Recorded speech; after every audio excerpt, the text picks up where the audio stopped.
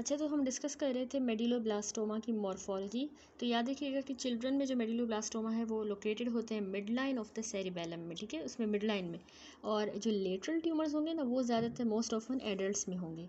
Tumour जो है वो ऑफन वेल सर्कमस्क्राइब्ड सा ग्रे फ्राइएबल होगा और वो हमें एक्सटेंड होता हुआ नज़र आएगा सेरिबेलर फोलिया को, ठीक है, उसको सेरिबेलम में फोलियाज होते हैं वहाँ तक वो एक्सटेंड करेगा और इन्वॉल्व करेगा लेप्टोमेनिंजीज को, यानी पाया एंड एरेक्नोइड मार्टर को।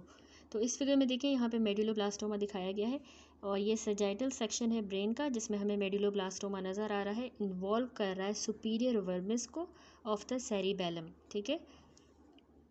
अब ये जो मेडुलोब्लास्टोमा होते हैं ये डेंसली, याद रखिएगा, सेल्यूलर होंगे और साथ में इनमें शीट्स होती हैं एनाप्लास्टिक, यानी स्मॉल ब्लू सेल्स की शीट्स होंगी। ये इस बी फिगर में यहाँ पे शोन है। ये देखिए माइक्रोस्कोपिक अपीयरेंस है मेडुलोब्लास्टोमा की जो हमें शो कर रहा है मोस्टली स्मॉल से blue primitive appearing tumour cells, ये मेडुलोब्लास्टोमा में हमें मिलते हैं। इंडिविजुअल जो ट्यूमर सेल है वो छोटा सा है, उसमें लिटिल साइटोप्लाज्म है और हाइपरक्रोमेटिक न्यूक्लिया है, माइटोसिस बहुत ज़्यादा है, ठीक है। ऑफन फोकल न्यूरोनल जो डिफ्रेंशिएशन है वो हमें रोजर्स की फॉर्म में मिलेगी, फोकल न्यूरोनल डिफ्रेंशिएशन जो कि क्लोजली रिजेंबल करेगी rosettes encountered in neuroblastomas. They are characterised by primitive tumour cells surrounding the central neuropil, ठीक है। सेंट्रल न्यूरोपिल में जो डेलिकेट सा पिंक मटीरियल होता है जो न्यूरोनल प्रोसेसेस की मदद से बनता है न्यूरोपिल, उसको जो है सराउंड करेंगे प्रिमिटिव ट्यूमर सेल्स, ठीक है, और ये रोजर्स बनाएंगे। अब पैथोजेनेसिस देखें तो जेनेटिक जो एनालिसिस है न्यूरोब्लास्टोमा की उसने रिवील किया है सेवरल इसके सब types associated with different clinical outcome. Current approaches separate करती हैं मेडुलोब्लास्टोमा को डिस्टिंक्ट ग्रुप्स के अंदर with different core pathogenetic pathways और ड्राइवर म्यूटेशंस। अब ऑन्कोजेनिक पाथवे की जो एग्जांपल्स हैं इस तरह के ट्यूमर्स में वो फॉलोइंग हैं। सबसे पहले WNT पाथवे एक्टिवेशन, ये देखिए बहुत ही कॉमनली एसोसिएटेड होता है गेन ऑफ फंक्शन म्यूटेशन के साथ, किस में, in the gene for beta catenin, इसमें गेन ऑफ फंक्शन म्यूटेशन आती है।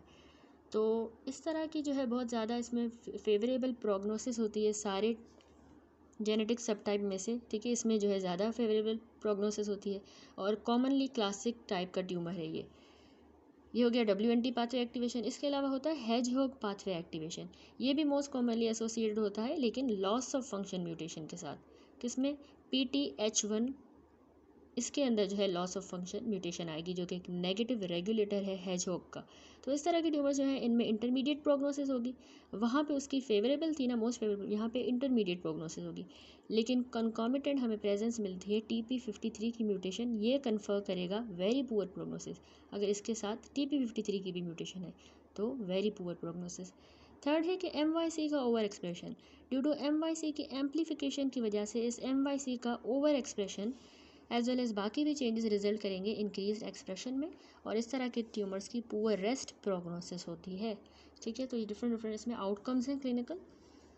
अब क्लिनिकल ट्रायल्स जो है वो ऑनगोइंग है जो सीख करते हैं tailor therapy targeted to the molecular alteration with the goal of avoiding radiation therapy when possible, ठीक है, कि यानी रेडिएशन थेरेपी को जितना अवॉइड किया जा सके जितना पॉसिबल हो, कोई ऐसी थेरेपी दी जाए जो सिर्फ मॉलिक्यूलर अल्टरेशन पे टारगेट करे, ठीक है। देन आ जाते हैं हमारे पास अदर पैरेन्काइमल ट्यूमर्स, ठीक है, ये नेक्स्ट टॉपिक है ट्यूमर्स का।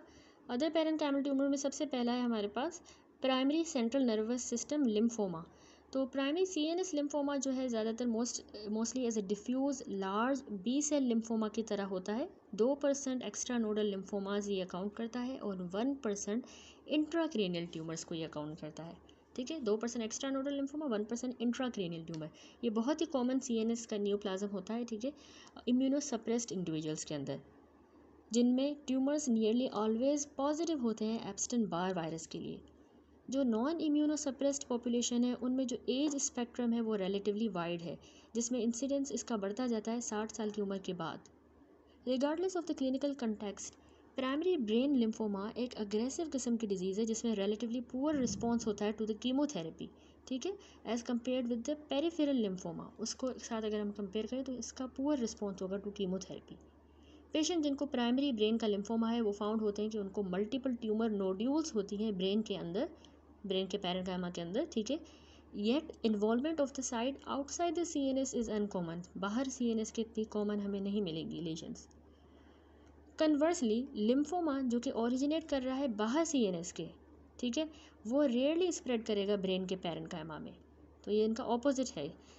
और जब इस तरह से होगा तो ट्यूमर यूजुअली ऑल्सो इन्वॉल्व करेगा CSF को या फिर मेनिंजीज को, यानी अगर इन्वॉल्व रेयरली करेगा ब्रेन पैरेन्काइमा को, लेकिन अगर करेगा तो वो CSF को या मेनिंजीज को इन्वॉल्व करता है ऑल्सो, ठीक है। तो ये बात हो रही है primary central nervous system lymphoma की। तो अब इसमें जो मॉर्फोलॉजी हमें मिलती है, लेजन्स ज़्यादातर आपने याद रखना है डीप ग्रे स्ट्रक्चर्स को अफेक्ट करती हैं, इन्वॉल्व करती हैं, as well as white matter को भी और कॉर्टेक्स को। इसमें जो पेरी वेंट्रिकुलर स्प्रेड है वेंट्रिकल्स के अराउंड वो ज़्यादा कॉमन होता है। ट्यूमर जो है रिलेटिवली वेल डिफाइंड सा होगा as compared with glial neoplasm, लेकिन ये इतने डिस्क्रीट मेटास्टेसिस नहीं होते, यानी ये इतने डिस्क्रीट नहीं होते जैसा कि इनके मेटास्टेसिस। एप्स्टन बार वायरस वाली जो एसोसिएटेड ट्यूमर होगा वो हमें बहुत ज़्यादा एक्सटेंसिव नेक्रोसिस का एरिया शो करेगा, ठीक है, नेक्रोसिस होगी। और ट्यूमर जो है नियरली ऑलवेज एग्रेसिव होता है large B cell lymphoma, although other histologic types भी इनकाउंटर हो सकती हैं, लेकिन ये वाला लार्ज बी सेल लिम्फोमा बहुत ज़्यादा एग्रेसिव होता है। माइक्रोस्कोपिकली जब हम देखेंगे तो मेलिग्नेंट जो लिम्फॉइड सेल्स होंगे वो ब्लड वेसल्स के अराउंड जो है वो एक्यूमुलेट कर जाएंगे, ठीक है, उसके अराउंड, और सराउंडिंग वाले ब्रेन पैरेन्काइमा को भी इन्फिल्ट्रेट करेंगे, यही मेलिग्नेंट लिम्फॉइड सेल्स। डायग्नोसिस हम कैसे कंफर्म करते हैं? इम्यूनोहिस्टोकेमिस्ट्री करेंगे बी सेल के मार्कर्स के लिए, जैसे कि CD20 जो कि ऑल्सो टारगेट होता है थेराप्यूटिक एंटीबॉडीज़ का, ठीक है, जो हम थेराप्यूटिक यहाँ पे ट्रीटमेंट देंगे ना एंटीबॉडीज़ का, वो इसी CD20 को ही टारगेट करता है, तो हम डायग्नोसिस के लिए इसी बी सेल के मार्कर को कंफर्म करते हैं। अगला आता है other parenchymal tumour, germ cell tumour. Primary जो ब्रेन का जर्म सेल ट्यूमर्स हैं ये मिड लाइन के अलोंग हो सकते हैं, मोस्ट कॉमनली आपने याद रखना है पाइनियल और सुप्रासेलार जो रीजन्स हैं वहाँ पे होंगे, ठीक है, जर्म सेल के ट्यूमर मिड लाइन में। ये तकरीबन 0.2 से 1% ब्रेन के ट्यूमर हैं इंडिविजुअल्स ऑफ यूरोपियन डिसेंट में, लेकिन as many as 10% of the brain tumour हैं इंडिविजुअल्स ऑफ जापानीज एथनिसिटी। ये ट्यूमर ऑफ द यंग कहलाता है, ठीक है, जिसमें 90% जो है वो पहले 2 डिकेड्स ऑफ लाइफ में होंगे, यानी 20s की एज में, तभी इसको हम ट्यूमर ऑफ यंग कह रहे हैं। जर्म सेल ट्यूमर्स जो है ना पाइनियल रीजन में हमें शो करता है स्ट्रॉन्ग मेल प्रीडोमिनेंस, मेल्स में ज़्यादा होता है। और मोस्ट कॉमन जो प्राइमरी CNS का जर्म सेल ट्यूमर है वो आपने याद रखना है जर्मिनोमा, जो कि ट्यूमर है क्लोजली रिजेंबल करता है टेस्टिकुलर सेमिनोमा को। सेकेंडरी CNS की भी इन्वॉल्वमेंट हो सकती है metastatic gonadal germ cell tumours से, ठीक है, सेकेंडरीली भी metastatic gonadal germ cell tumours यहाँ पे मेटास्टेसाइज CNS के अंदर कर सकते हैं। That's it. अब आता है ट्यूमर्स का अगला topic which is the meningiomas. तो मेनिंजियोमास क्या होते हैं? ये प्रीडोमिनेटली बिनाइन ट्यूमर्स हैं, जो कि नाम से पता चल रहा है कि मेनिंजीज से अराइज कर रहे हैं, तो ये एरेक्नोइड मेनिंजोथीलियल सेल्स से अराइज करते हैं, एरेक्नोइड मेनिंजोथीलियल सेल्स। ये एडल्ट्स में हो सकते हैं, यूजुअली होते हैं, ठीक है, एडल्ट्स में यूजुअली, और ऑफन ड्यूरा के साथ अटैच हुए हुए होते हैं, याद रखिएगा। तो ये मेनिंजियोमास जो है हमें along any of the external surface of the brain as well as within the ventricular surface भी मिल सकते हैं, वेंट्रिकुलर सिस्टम में के जो वेंट्रिकुलर सिस्टम है उसके अंदर भी मिल सकते हैं, पूरा along the external surface of brain कहीं पे भी मिल सकते हैं, ठीक है। जहाँ पे ये अराइज कहाँ से करेंगे? Stromal arachnoid cells of the choroid plexus से। ये बहुत इंपॉर्टेंट है कि ये कहाँ से अराइज कर रहे हैं, स्ट्रोमल एरेक्नोइड जो सेल्स होंगे ना कोरोइड प्लेक्सस के, उनसे ये अराइज कर रहा है मेनिंजियोमा। तो ये अटेंशन पे आता है क्योंकि ये वैग नॉन लोकलाइजिंग सिम्टम्स करवाता है, जिसमें साथ में फोकल फाइंडिंग्स रेफरेबल होती हैं कंप्रेशन ऑफ एडजेसेंट ब्रेन के साथ, कंप्रेस कर रहा है ना ब्रेन को, तो उस तरह के सिम्टम्स होंगे। मोस्ट जो मेनिंजियोमास होते हैं उनको हम ईजिली अंडरलाइंग ब्रेन से सेपरेट भी कर सकते हैं, लेकिन कुछ जो ट्यूमर्स हैं बहुत ज़्यादा इन्फिल्ट्रेटिव होते हैं, तो ये फीचर एसोसिएटेड होता है कि इनमें रिकरेंस का रिस्क बहुत ज़्यादा है अगर उसने इन्फिल्ट्रेट कर दिया। ओवरऑल इसकी प्रोग्नोसिस जो है वो हम डिटरमाइन करते हैं लेजन के साइज़ के हिसाब से और उसकी लोकेशन, सर्जिकल जो एक्सेसिबिलिटी है और हिस्टोलॉजिक ग्रेड, उस हिसाब से हम इसकी प्रोग्नोसिस डिटरमाइन करेंगे। तो जब इंडिविजुअल को मल्टीपल मेनिंजियोमास हैं बहुत सारे, तो specially in association with 8th nerve schwannomas, यानी 8th नर्व के श्वानोमास के साथ साथ उसको मल्टीपल मेनिंजियोमास है या फिर उसको मल्टीपल मेनिंजियोमास ग्लियल ट्यूमर्स के साथ है, तो ये डायग्नोसिस होती है न्यूरोफाइब्रोमेटोसिस टाइप 2 की, ठीक है, इसको हम कंसीडर करेंगे। तकरीबन हाफ मेनिंजोमास जो है वो न्यूरोफाइब्रोमाटोसिस टाइप 2 के साथ नहीं भी एसोसिएटेड होते और उनमें somatic loss of function mutation आ जाती है neurofibromatosis type 2 tumour suppressor gene के अंदर, जो कि long arm of the chromosome 22 पे होता है, 22Q। इसमें बस लॉस ऑफ फंक्शन म्यूटेशन आएगी। अब इस तरह की म्यूटेशन हमें सारे ग्रेड के मेनिंजोमास में मिलता है, ऑल ग्रेड्स। तो ये सजेस्ट करता है कि ये इन्वॉल्व होते हैं ट्यूमर की इनिशिएशन में, ठीक है, ये म्यूटेशन इन्वॉल्व होती है, somatic loss of function mutation in NF2 tumour suppressor gene, यही इस ट्यूमर की इनिशिएशन करवा रही है। अब स्पोरेडिक ट्यूमर्स की बात करें तो उनमें जो है ये NF2 की म्यूटेशन नहीं होगी। सेवरल बाकी जो ड्राइवर म्यूटेशंस हैं वो आइडेंटिफाई हुई हैं, जिसमें आ जाता है जीन्स जो रेगुलेट करते हैं हेजहॉग पाथवे को, as well as various signalling molecules और ट्रांसक्रिप्शन फैक्टर्स में भी आ सकती है म्यूटेशंस। तो ये थोड़ा सा जेनेटिक्स हो गया इसका। अब इसका मॉर्फोलॉजी देखें तो मेनिंजोमास, इनको जो WHO ग्रेड 1 वाले होंगे मेनिंजोमास, वो हमें वेल डिफाइंड सा ड्यूरा बेस्ड मासेस की तरह ग्रो करेंगे, इस तरह मिलेंगे, ठीक है, वेल डिफाइंड ड्यूरा बेस्ड मास की तरह ग्रो करेंगे जो कंप्रेस कर सकता है नीचे ब्रेन को, लेकिन टिपिकली याद रखिएगा कि उसको इन्वेड नहीं करेगा ग्रेड 1 वाले। यहाँ पे इस फिगर में दिखाया गया है मेनिंजोमा, यहाँ इस 23.33 में मेनिंजोमा दिखाया गया है। ये देखिए फिगर में, ये पैरासेजाइटल मल्टी लोबुलर मेनिंजोमा है जो कि अटैच हुआ है ड्यूरा के साथ, और ये साथ में देखिए कंप्रेशन कर रहा है अंडरलाइंग ब्रेन की। इसके अलावा याद रखिएगा इसमें ना एक्सटेंशन हो जाती है ओवरलाइंग बोन के अंदर भी, ठीक है, जिसके ऊपर ओवरलाई करिए उसके अंदर भी एक्सटेंशन हो सकती है। तो वेरिड इसमें हिस्टोलॉजिक पैटर्न्स हमें मिलते हैं, जिसमें मेनिंजोथीलियल, ठीक है, मेनिंजोथीलियल एक हिस्टोलॉजिक पैटर्न है जिसको हम कहते हैं वॉल्ड, वॉल्ड के लिए हम मेनिंजोथीलियल वर्ड यूज़ करेंगे।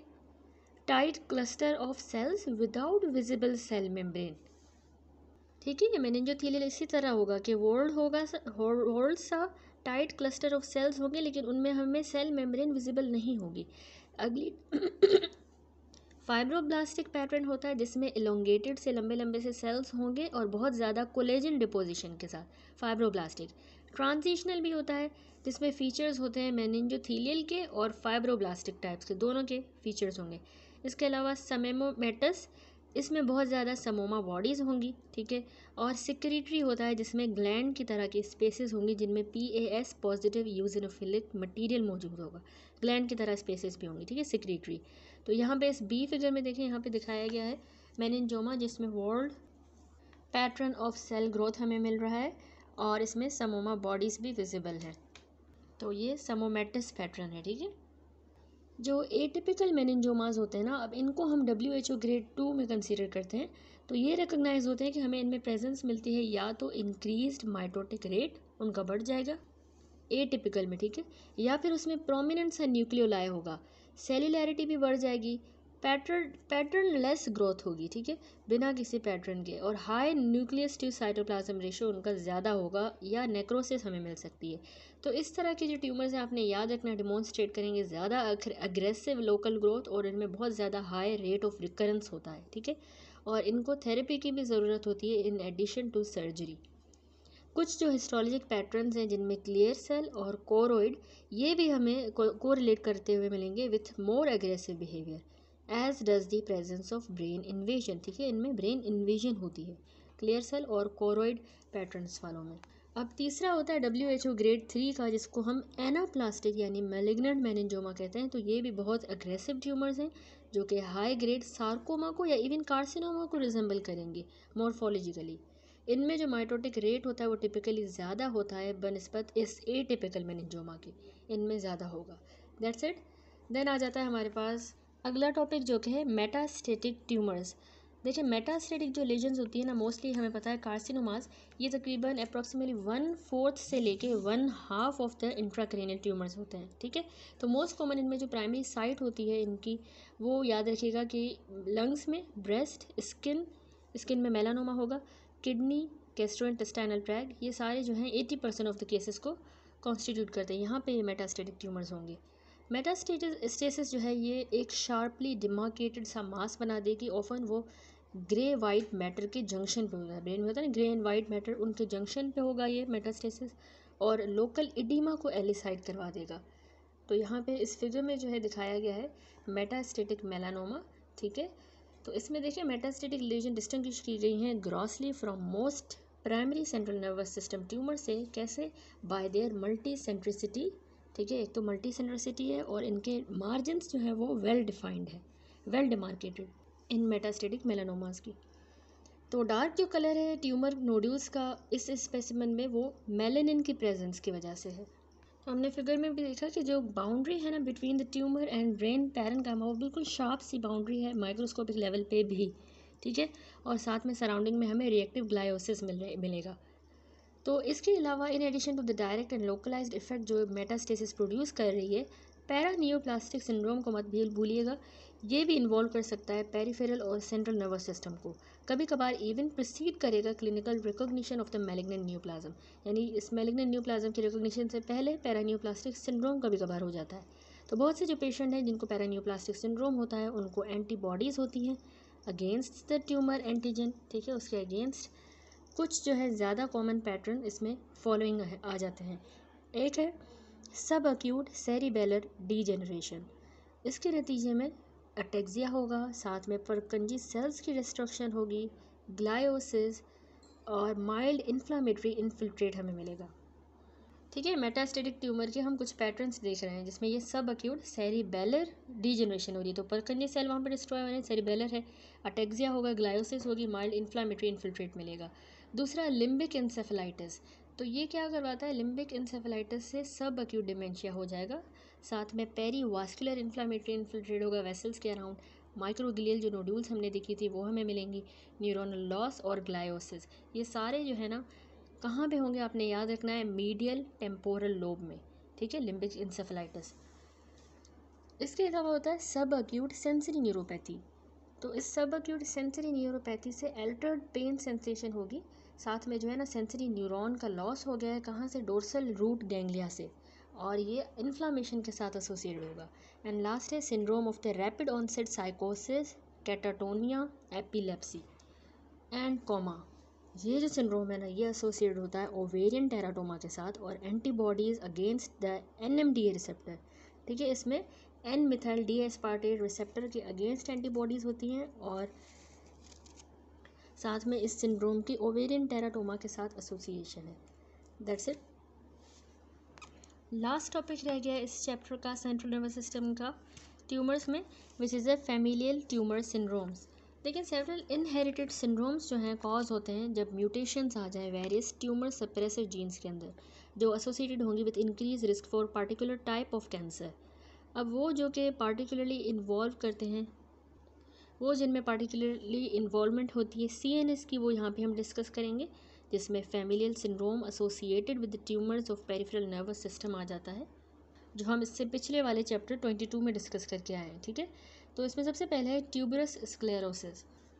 ट्यूबरस स्क्लेरोसिस होता क्या है, ये एक ऑटोजोमल डोमिनेंट सिंड्रोम हुआ जिसमें कैरेक्टराइज हुआ है कि इसमें डेवलपमेंट हो जाती है हमार्टोमास की और बिनाइन नियोप्लाज्म्स बन जाएंगे जो ब्रेन को भी इन्वॉल्व करेंगे और बाकी टिश्यूज़ को, ठीक है, बिनाइन नियोप्लाज्म।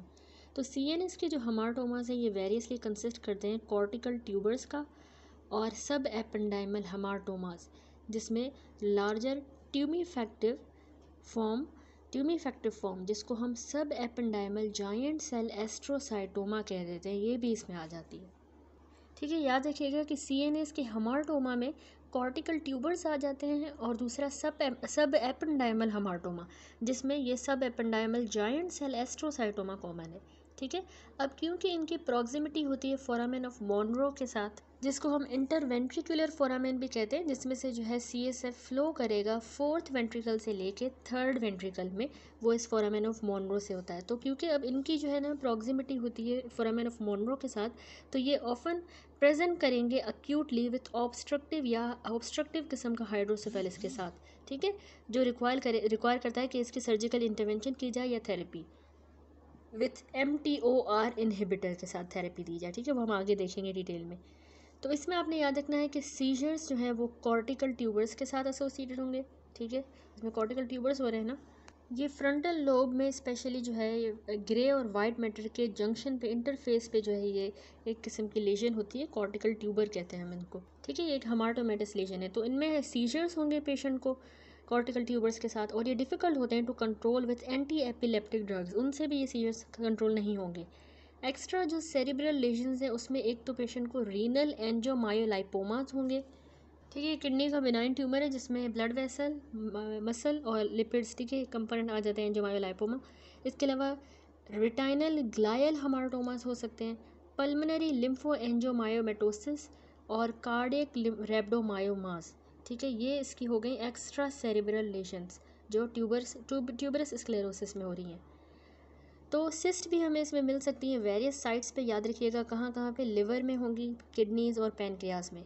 कुटेनियस जो उसमें स्किन के ऊपर लेशंस है वो उसमें आ जाता है एंजियोफाइब्रोमास, लेदरी थिकनिंग हो जाएगी लोकलाइज्ड पैचेस के अंदर, उसको हम कहते हैं शेग्रीन पैचेस। और इसके अलावा कुछ हाइपोपिगमेंटेड एरियाज भी मिलेंगे जिनको हम ऐश लीफ पैचेस कह रहे हैं, और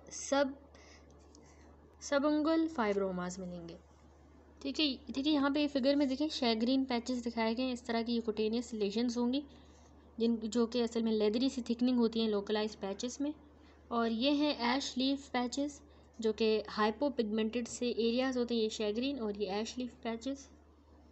और इसके अलावा कुटेनियस लीजन में ये सबंगुल फाइब्रोमास भी हो सकते हैं। और कुटेनियस लीजन में लास्ट रह गया ये एंजियोफाइब्रोमास, ठीक है।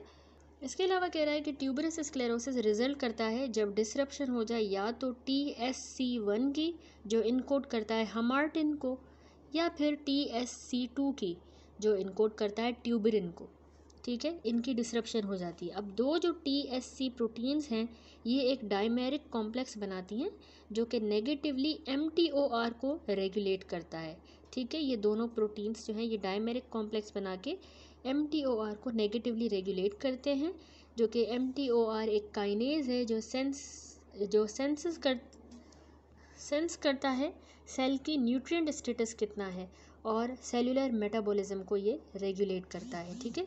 तो अगर लॉस हो जाता है इनमें से आइदर प्रोटीन का तो अप रेगुलेट हो जाएगी इस MTOR की एक्टिविटी, जो कि फिर नॉर्मल फीडबैक मैकेनिज्म को डिसरप्ट कर देगी और रिस्ट्रिक्ट कर देगा अपटेक ऑफ द न्यूट्रिएंट्स। और अपटेक ऑफ न्यूट्रिएंट्स अगर रिस्ट्रिक्ट हो गया तो सेल की ग्रोथ ज़्यादा बढ़ जाएगी, यानी सॉरी अपटेक जो है न्यूट्रिएंट्स का नहीं हो रहा, रिस्ट्रिक्ट हो रहा है। क्यों?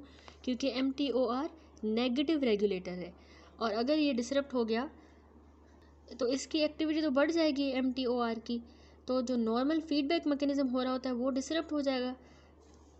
नॉर्मल जो फीडबैक मैकेनिज्म रिस्ट्रिक्ट कर रहा होता है ना न्यूट्रिएंट्स के अपटेक को, नेगेटिव है ना, तो वो डिसरप्ट हो जाएगा, तो नेगेटिवली नहीं हो पाएगा, तो बहुत ज़्यादा अपटेक होगा और सेल की ग्रोथ बढ़ जाएगी, ठीक है। तो ये ट्यूबरस स्क्लेरोमा में थोड़ी सी पैथोजेनेसिस है, हाँ ट्यूबरस स्क्लेरोसिस में। अब मॉर्फोलॉजी देखें इसकी, तो कॉर्टिकल जो हमाटोमास होते हैं वो इसमें फर्म होंगे बनिस्बत नॉर्मल कॉर्टेक्स के, ठीक है। और ये लाइकेंड हैं कि अपीयरेंस में पोटैटो की तरह होंगे, ठीक है। हमाटोमास हैं तो वो ज़्यादातर पोटैटोज़ की तरह ही लगते हैं और इसीलिए हमने इनको नाम कॉर्टिकल ट्यूबर्स दिया, ऊपर कह रहे थे ना हम, ठीक है, ट्यूबर्स कह रहे हैं। तो ये कंपोज हुए होंगे हैफेजर्डली अरेंज्ड लार्ज न्यूरॉन्स के बने होंगे जिनमें नॉर्मल कॉर्टिकल लेमिनर आर्किटेक्चर नहीं होगा, ठीक है। बस हैफेजर्डली न्यूरॉन्स अरेंज हुए होंगे और इस तरह के सेल्स एग्जिबिट करते हैं मिक्सचर ऑफ ग्लायल और न्यूरोनल फीचर्स, उनके मिक्सचर होगा, यानी कि उनमें बड़ा सा वेसिकुलर न्यूक्लियाई होगा न्यूक्लियोलाई के साथ, जिस तरह न्यूरॉन्स में होता है, और बहुत ज़्यादा एबंडेंट यूजिनोफिलिक साइटोप्लाज्म भी हमें मिलेगा। इसी तरह के एबनॉर्मल सेल्स जो है ना सब एपेंडाइमल नोड्यूल्स में भी हमें मिलते हैं। हमने कहा ना कि CNS हमाटोमास में कॉर्टिकल ट्यूबर्स और सब एपेंडाइमल हमाटोमास आ जाते हैं, जिसमें हमने एक एग्जांपल भी ऊपर पढ़ी थी, सब एपेंडाइमल जायंट सेल एस्ट्रोसाइटोमा। तो ये हो गया हमाटोमा। अब दूसरा हम सब एपेंडाइमल नोड्यूल्स की बात कर रहे हैं, तो इसमें जो है हमारे पास उनमें भी हमें इसी तरह के एबनॉर्मल सेल्स मिलते हैं जिनमें लार्ज एस्ट्रोसाइट की तरह के सेल्स क्लस्टर करेंगे वेंट्रिकल के सरफेस के नीचे, बीनीथ द वेंट्रिकुलर सरफेस, ठीक है। अब आता है नेक्स्ट हमारे पास फैमिलियल ट्यूमर सिंड्रोम, जो कि है वॉन हिप्पल-लिंडौ डिजीज़। ये एक ऑटोसोमल डोमिनेंट डिसऑर्डर होता है जो कि अफेक्ट करता है इंडिविजुअल्स को। इसमें जो अफेक्टेड इंडिविजुअल्स हैं वो डेवलप करेंगे haemangioblastomas within the cerebellar hemispheres, retina and less commonly brain stem, spinal cord and nerve roots. इन सारी जगहों पे इनको हेमेंजियोब्लास्टोमास डेवलप हो जाएंगे, ठीक है। तो पेशेंट्स जो है ना, इनको सिस्ट भी हो सकती हैं जो उनके पैनक्रियाज, लिवर, किडनीज इनको इन्वॉल्व करें, और इनको ज़्यादा प्रोपेंसिटी होती है कि इनको रीनल सेल कार्सिनोमा डेवलप हो जाए। तो ये डिज़ीज़ जो है, इसकी फ्रीक्वेंसी 1 in 30,000 to 40,000 है। थेरेपी इसमें डायरेक्टेड होती है सिम्टोमेटिक वाले न्यूप्लाज्म्स पे, जिसमें हमने उनकी सर्जिकल रिसेक्शन करनी होती है, सेरिबेलर ट्यूमर्स की, और रेटाइना में जो हो गए ट्यूमर्स उनकी लेज़र अब्लेशन करेंगे। अफेक्टेड जो इसमें जीन है वो आपने याद रखना है, tumour suppressor VHL, von Hippel Lindau जो जीन है ट्यूमर सप्रेसर, ये एक प्रोटीन को इनकोड करता है जो कि पार्ट है यूबिक्विटिन लाइगेज कॉम्प्लेक्स की, उसको, ठीक है। और ये क्या करती है प्रोटीन, ये transcription factor hypoxia inducible factor को डिग्रेड करती है, HIF को, ठीक है। तो ट्यूमर्स जो है ना, ये अराइज करेंगे पेशेंट्स में जिनको वॉन हिपल लिंडो डिजीज़ है। जनरली उनको लॉस्ट हो जाता है, उनके सारे VHL प्रोटीन फंक्शन सारे लॉस्ट हो जाएंगे। तो उसके नतीजे में ट्यूमर्स एक्सप्रेस कर रहे होंगे बहुत ज़्यादा high level of hypoxia inducible factor, क्योंकि इसको ये डिग्रेड कर रहा था, ठीक है। तो वो नहीं रहा तो डिग्रेड नहीं होगा, तो ये इसका ज़्यादा हो जाएगा HIF ट्यूमर्स में। और ये ड्राइव करता है expression of vascular endothelial growth factor. HIF ज़्यादा होगा तो जाहिर सी बात है VEGF ज़्यादा होगा, तो वेरियस ग्रोथ फैक्टर्स भी ज़्यादा होंगे, और समटाइम्स एरिथ्रोपोएटिन भी ज़्यादा एक्सप्रेस करेगा। एरिथ्रोपोएटिन वगैरह ये सारे जो हैं, स्पेशली जो एरिथ्रोपोएटिन है, ये पैरानियोप्लास्टिक फॉर्म ऑफ पॉलीसाइथीमिया करवा देगा, ठीक है। तो ये इसकी थोड़ी पैथोजेनेसिस है। अब इसमें मॉर्फोलॉजी देखें, हेमेंजोब्लास्टोमा, क्योंकि हमने देखा कि वास्कुलर एंडोथेलियल ग्रोथ फैक्टर ज़्यादा हो रहा है जिसकी वजह से हेमेंजोब्लास्टोमा है, ठीक है। तो प्रिंसिपली इनमें जो न्यूरोलॉजिक मैनिफेस्टेशन होगी ना डिजीज़ में, वो है कि इसमें बहुत ज़्यादा हाई वास्कुलर न्यूप्लाज्म है, क्योंकि vascular endothelial growth factor vessels की ग्रोथ हुई है, बहुत ज़्यादा हाई वास्कुलर न्यूप्लाज्म है जो कि एक म्यूरल नोड्यूल की तरह होगा और एसोसिएटेड होगा लार्ज फ्लूइड फिल्ड सिस्ट के साथ, ठीक है।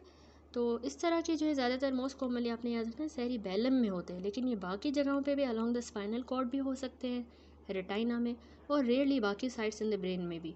जब हम इनके माइक्रोस्कोपिक एग्जामिनेशन करेंगे ना, तो हमें इस तरह की लेजन्स मिलेंगी कि ये कंसिस्ट करेंगी बहुत सारी न्यूमरस कैपिलरी साइज्ड या समवट उससे भी बड़ी थिन वॉल्ड वेसल्स के बने होंगे। आपस में वो इंटरवीनिंग स्ट्रोमल सेल्स के साथ सेपरेट हुए होंगे with vacuolated lightly PAS positive rich lipid rich cytoplasm, ठीक है। यानी कैपिलरी की साइज़ की या पतली वाल वाली बड़ी बड़ी सी वेसल्स होंगी, और बीच में वो जो है सेपरेट हुई होंगी स्ट्रोमल सेल्स के साथ, जिसमें vacuolated lightly PAS positive lipid rich जो है साइटोप्लाज्म होगा इन स्ट्रोमल सेल्स में, जो इनके दरमियान, इन वेसल्स के दरमियान इंटरवीन करेगा। अब इस तरह के जो स्ट्रोमल सेल्स हैं ना, ये एक्सप्रेस करेंगे इनहिबिन जो कि एक मेंबर है transforming growth factor beta family का, जो सर्व करता है as a useful diagnostic marker, ठीक है। हेमेंजोब्लास्टोमा का डायग्नोस्टिक मार्कर आपने याद रखना है इनहिबिन, जो इसके स्ट्रोमल सेल्स में हमें मिलता है। That's it. समरी देखिए, हमने इस टॉपिक में सारे tumours of the central nervous system discuss किए। हमने कहा कि tumours of the CNS arise कर सकते हैं from the cells of the coverings, यानी जो कवर कर रही हैं, जैसे मेनिंजोमास, या ब्रेन से भी ट्यूमर्स अराइज कर सकते हैं, gliomas, neuronal tumours, choroid plexus tumours. Even बाकी CNS के सेल की पॉपुलेशन से भी अराइज कर सकते हैं, जैसे primary CNS lymphoma, germ cell tumours, या फिर ये कहीं और भी ओरिजिनेट कर सकते हैं बॉडी में, जिसको हम मेटास्टेसिस कहेंगे। इवन लो ग्रेड के या जो बिनाइन ट्यूमर्स होते हैं ना, उनमें भी पुअर क्लिनिकल आउटकम होता है। ये डिपेंड करता है कि कहाँ पे वो ब्रेन में हुए हैं, ठीक है। डिस्टिंक्ट टाइप के जो हमने कहा कि ट्यूमर्स अफेक्ट करेंगे स्पेसिफिक ब्रेन के रीजन्स को, फॉर एग्जांपल सेरिबेलम को मेडुलोब्लास्टोमा, इंट्रावेंट्रिकुलर लोकेशन होती है सेंट्रल न्यूरोसाइटोमा की। इसके अलावा स्पेसिफिक एज पॉपुलेशन को भी अफेक्ट करते हैं, जो मेडुलोब्लास्टोमा और पाइलोसाइटिक एस्ट्रोसाइटोमा हमने कहा पीडियाट्रिक एज ग्रुप में ज़्यादा होगा। इसके अलावा ग्लायोब्लास्टोमा और लिम्फोमा हमने कहा ओल्डर पेशेंट्स में ज़्यादा होता है, एज पे भी डिपेंड करता है, ठीक है। देन हमने डिस्कस किया कि ग्लायल ट्यूमर्स जो है ना, उनको ब्रॉडली क्लासीफाई किया गया है एस्ट्रोसाइटोमा, ओलिगोडेंड्रोग्लायोमा, एपेंडाइमोमा के अंदर।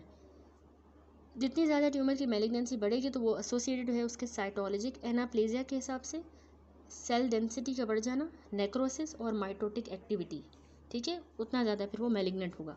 लास्ट में हमने कहा कि मेटास्टेटिक स्प्रेड जो है ब्रेन ट्यूमर्स का बाकी रीजन्स ऑफ द बॉडी में रेयर होता है, लेकिन ब्रेन कंपेरेबली प्रोटेक्ट नहीं हुआ against the spread of distant tumour, यानी बाकी बॉडी पार्ट से ब्रेन के अंदर आ सकते हैं, ब्रेन प्रोटेक्ट नहीं हुआ। कार्सिनोमास जो है हमने कहा dominant type of systemic tumours हैं जो कि मेटास्टेसाइज करते हैं हमारे नर्वस सिस्टम के अंदर। ठीक है, दैट्स इट। अल्हम्दुलिल्लाह ये हमारा चैप्टर 23 यहाँ पे कंप्लीट हुआ, which was the central nervous system. Hope so ये आप लोगों को अच्छे से समझ आ गया होगा। नेक्स्ट वीडियो से इंशाल्लाह हम स्टार्ट करेंगे हमारा इस बुक का लास्ट चैप्टर जो कि चैप्टर 24 स्किन।